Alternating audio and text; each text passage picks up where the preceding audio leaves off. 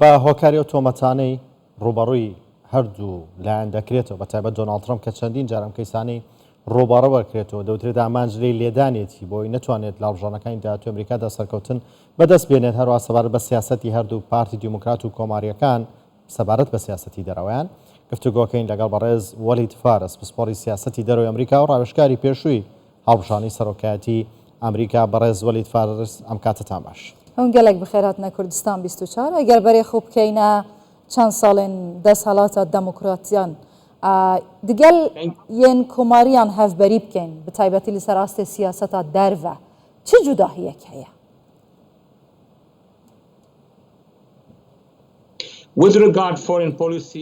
لەبارەی سیاسەتی دەرەوە ئێستا پێم وابێ جیاوازێکی زۆر هەیە من پێڵێم کە ئیدارەی کلنتنمان هەبوو ئیدارەی یەکەمی بوشمان هەبوو و سیاسەتی دەرەوە جیاواز بوو بەڵام ئێستا لە 2009 لە ئیدارەی ئۆباماوە سیاستەکەی گۆڕی دواتر ترامپ هات جارێکی دیکە گۆڕی ئێستا ئیدارەی بایدن هاتووەتەوە جارێکی دیکە گۆڕیوێتەوە باوەتە بە جیاواز لە ئۆباما بە دڵنیاییەوە هەردووک لە کۆنگرس زۆربیان کۆمارین و لە کۆماریەکان با بڵێن کە لە کۆشکی سپی بن سیاست جیاوازە بێ ئەگەر سەیری ڕۆژهەڵاتی ناوەڕاست بکەن ئێستا زۆر جیاوازترا لەلایەکەوە ئێران ڕێککەوتنی ئێران هەیە ئەم ئیدارەیە دەیەوێت کە واژۆی بکات لەگەڵی و دەیەوێت یەکێکی نوێ دروستکات لەگەڵی ڕێککەوتنیکی نوێی لەگەڵ واژۆ بکە و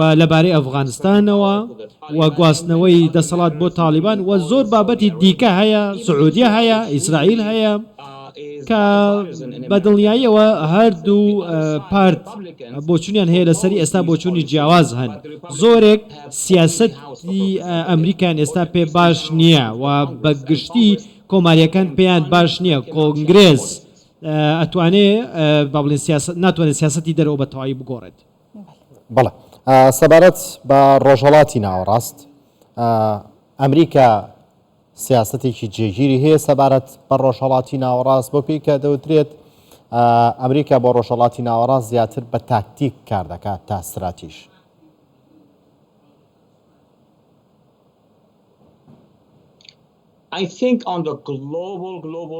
من پێم وایە لەسەر ئاستی نێودەوڵەتی ئەگەر هەر هەڕەشەیەک هەبێ لە ڕۆژهەڵاتی ناوەڕاست با بڵێن دژی بەرژەوەندی ئەمریکا بێ وەک القاعیدە کە لە ڕابردووە هەبوو و هەروەها دژی بەرژەوەندیەکانی ئەمریکا بێ لە ناوچەکە نمونونەکەش ڕوونە داعش ئەگەر ئەم جۆرە هەڕەشانە دەرکەون بە دڵنیاییەوە ئەمریکا استراتیژیەکی دوورمەودای هەیە بەڵام ئەکرێت تاکتیکەکە بگۆڕێت بەڵام ئەگەر تۆ باسی با بڵین پارتە جیاوازەکان بکەی منەگەڕێمەوە بۆ ڕژێمی ئێران بە دڵنیاییەوە استراتیژێتی جیاواز هەبوو وەکو ترامپ کە استراتیژێتی وابوو ڕوبەڕووی ئەو ڕژێم بێتەوە و هاوکاری هاوپەیمانەکانی بێت کە دژی ئەو ڕژێمن و لەم ئیدارەی بایدن کە ئەمەش بەهۆی درێژکاوی سیاسەتی ئۆبامایە دەیانەوێت بڵێن ڕاستە ئێران و ڕژێم هەندێک کاری خراپ دەکەن بەڵام ئێمە دەبێ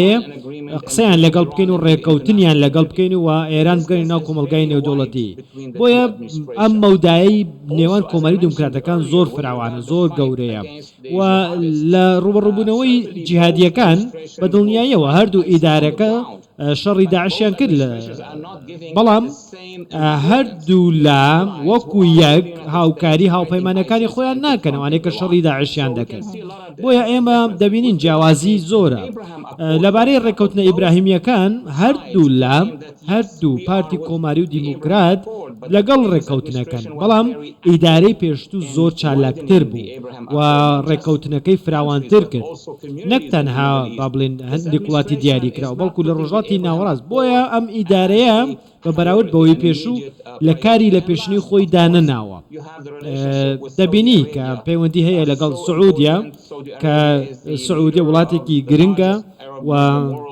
ڕێبەر و سەرکێشی وڵاتانی موسڵمانە لە ناوچەکە و زۆر کێشە هەبوو ئەوەی کە دوای MBS با بڵێن محەممەد بن سەلمان هات ئێستا ئێمە هەست دەکەین کە جیاوازیەکی زۆر هەیە لە نێوان ئەم دوو سیاسەتە جیاوازە. هێژای وەلیت مرۆڤ دکارە بێژە لەسەر دەما دەستهەڵاتە جۆ بایدن ئەمریکا دەستبەرداری ڕۆژهەڵاتە ناوەڕاست بووە؟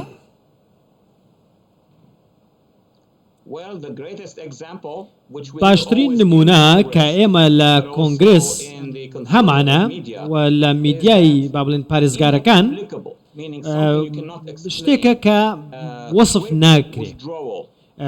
کشانەوەی خێرا لە ئەفغانستان دوای 20 ساڵ لە هاوپەیمانی لەگەڵ خەڵکی ئەفغانستان، حکوومەتی ئەفغانستان لەگەڵ هێزە سەربازیەکان و گواستنەوەی دەسەڵات لە ئەفغانستان بۆ هێزانە ئێمە ناڵێن پێشتر زۆر باش بوو، بەڵام گواستنەوەی دەسەڵات بۆ تاڵیبان کە هێشتا جیهادین تۆزێ جیاوازن لە قاعیدا و بەجێهێشتنی 80 ملیارد دلار کە لە چەکە خەرجە کرد بوو، ئەمە شتێکی تازە بوو بەڕاستی بۆ میدارەیە و زۆر جیاواز بوو لە ئیدارەکانی پێشوو. لەبارەی هاوپەیمانەکانەوە با من بگەڕێمەوە بۆ دوا و دووشتان بۆ باز بکەم لە سەر شاشەی کوردستان 24.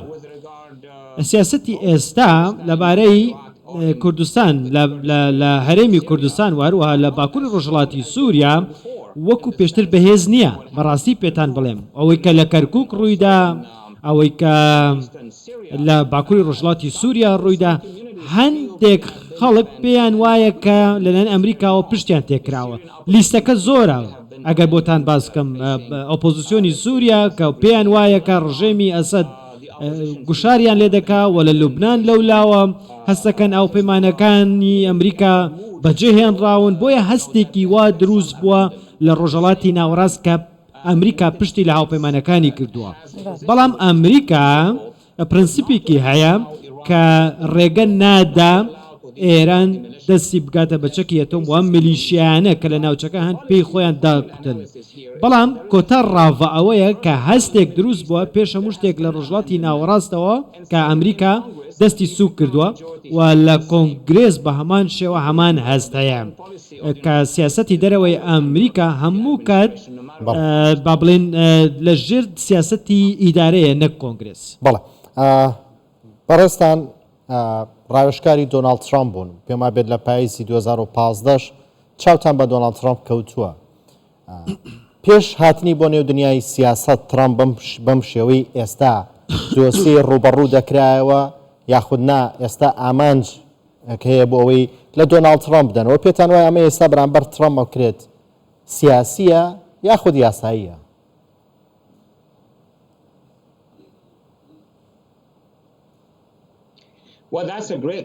پرسیارێکی زۆر جوانە. ئەمە قسەی لەسەر نییە. هەموو ڕۆژێک دەبینین کە لە میدیای ئەمریکا لە کۆنگرێس لەملا لەولا پارێزگارەکان پێیان وایە کە دۆناڵد ترامپ زیاد لە حەد کراوەتە ئامانج بەهۆی ئەو سیاسەتەی کە هەیەی و ئەو دیفاکتۆیە ئێستا ئەمری واقعە و سەرکێش و کاندیدی لە پێشینەی کۆماریەکانە. بەڵام هەموو سیستمەکەەوە با بڵین وەزارەتی داد بە دیاریکراوی ئەم تاوانبارکردن و تۆمەتبارکردنەی وا لێ کردووە وەکو یاسایی مامەڵەی لەگەڵدا دەکات. بۆیە بڕیاری بردنە داخود سیاسەتی ڕوبەڕووکردنەوەی ترامپ لە دادگا سیاسیە. من پێتەڵێم لایەنێکی دیکەش هەیە. سیرکەن کە سەرۆک بایدن کوڕەکەی هەر ئەمڕۆ لە دادگا بوو لە دەلاوەر. بۆیە بە هەمان شێوە ئەوەی بەرامبەر ترامپ دەکرێت بەرامبەر بایدنیش دەکرێت. بەڵام شتێکی سیاسی لە پشتەوەیە، بەڵام کەڤەرێک و قاوغێکی یاسایی دراوەتێ. هێژای وەلید فارس بسپورێ سیاسەتە دەرڤە ئەمریکا و ڕاوێژکارێ پێشترێ سەرۆکێ ئەمریکا گەلەک سپاس. سپاس بۆیەوە.